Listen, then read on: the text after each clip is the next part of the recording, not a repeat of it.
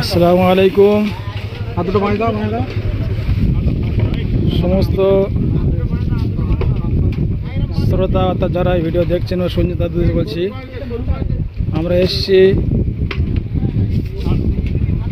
হুগলি জেলার পান্ডুয়াতে, যেখানে বিশ্ব ইজতেমা হবে। জায়গাটার নাম হচ্ছে পৈনান, দাঁতপুর পৈনান। আমরা এসেছি ভাঙড় চকমরিচা থেকে, ভাঙড় মার্কেজ থেকে এসেছি আমরা। আমাদের সাথীরা সবাই আছে ইনশাল্লাহ, সবাই এখানে এসে কিছু কাজে হাত লাগিয়েছে। আপনারা দেখুন সমস্ত ভিডিওটা এবং বেশি শেয়ার করুন, সমস্ত জায়গায় ছড়িয়ে দিন, যেন আগামী 26-এর এই যে বিশ্ব ইজতেমা বা হযরত করাচি ইজতেমা যেন সফল হয়, কামিয়াবি হয়। সবাই দোয়া করবেন, ভিডিওটা বেশি বেশি ছড়িয়ে দেবেন। দেখুন আমাদের সাথীরা সবাই কাজ করছে, কাজে হাত লাগিয়েছে। আপনারা আসুন, দেখুন, কিছু কাজে সহযোগিতা করুন, অর্থে দান সহযোগিতা করুন, তার যেমন সামর্থ্য হয় সে তেমন সহযোগিতা করবেন। দেখুন আমাদের সাথীরা কাজ করছে, দেখুন। প্রিয় দর্শক, আপনারা জানেন যে ভাঙড় সবসময় চর্চিত বিষয় হয়ে থাকে, আর সেই ভাঙড়ের মানুষ সব দিকে ফার্স্ট, এটা আপনারা জানেন।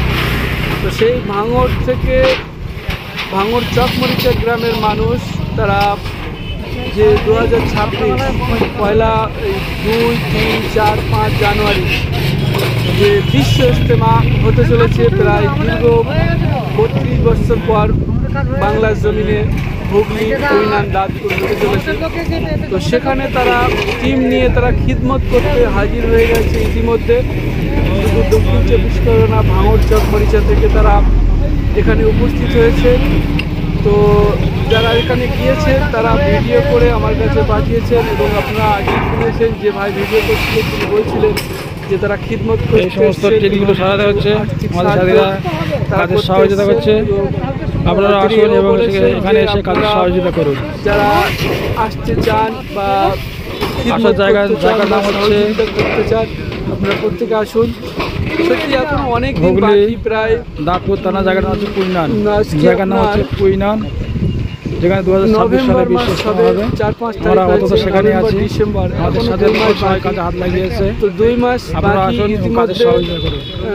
এই যে দেখতে পাচ্ছেন ঘর, এটা নামাজ ঘর, অনেক বড়, প্রচুর বড় তৈরি হয়ে গেছে। আর এই যে বৃষ্টির মৌসুম চলছে, এটাই মৌসুমটা শেষ হয়ে গেল, কার্তিক মাস পড়ে গেলে, আশ্বিন মাস যখন বৃষ্টি শেষ হয়ে যায়, কার্তিক মাস শেষ হয়ে গেলে তখন কিন্তু পুরোপুরি প্যান্ডেলের যে কাজ, সেই কাজ কিন্তু এই মাঠেই কিন্তু শুরু হয়ে যাবে। রাস্তার দুদিকে মাঠ, এবং যারা আপনারা আসতে চান এই হুগলি জেলার পৈনান দাঁতপুরে, তো হাওড়া থেকে যেতে পারবেন, বালি থেকে যেতে পারবেন। আমার যারা কলকাতা, হাওড়া, তারপরে আপনার দক্ষিণ 24 পরগনা, উত্তর 24 পরগনা, এই সমস্ত জায়গা থেকে যারা যাবেন, তারা বালি স্টেশন কিংবা হাওড়া স্টেশন থেকে তারা দুদিকেই ট্রেন পাওয়া যায়, দুদিকেই ট্রেন পাওয়া যায়। তো আপনারা হাওড়া থেকে মেন লাইনের ট্রেন ধরেন, তো চুঁচুড়ায় নামলে সেখান থেকে কিছুটা দূর পৈনান বাস স্ট্যান্ড, চুঁচুড়া স্টেশন থেকে। এবং যদি আপনি হাওড়া থেকে বা বালি থেকে কট লাইনের ট্রেন ধরেন, তাহলে আপনাকে ধনিয়াখালী হল্টে নামতে হবে। তো সেখান থেকেও আপনি আরামসে যেতে পারবেন পৈনান বাস স্ট্যান্ডে, একটা মাত্র গাড়ি। তো আপনারা দেখছেন যে মানুষের আবেগ, ভালোবাসা, তারা কত দূর থেকে এসে এই যে খিদমত করছে। সত্যি মানে মানুষের যে দিনের প্রতি একটা ভালোবাসা দেখে মন আনন্দে আপ্লুত হয়ে যায়।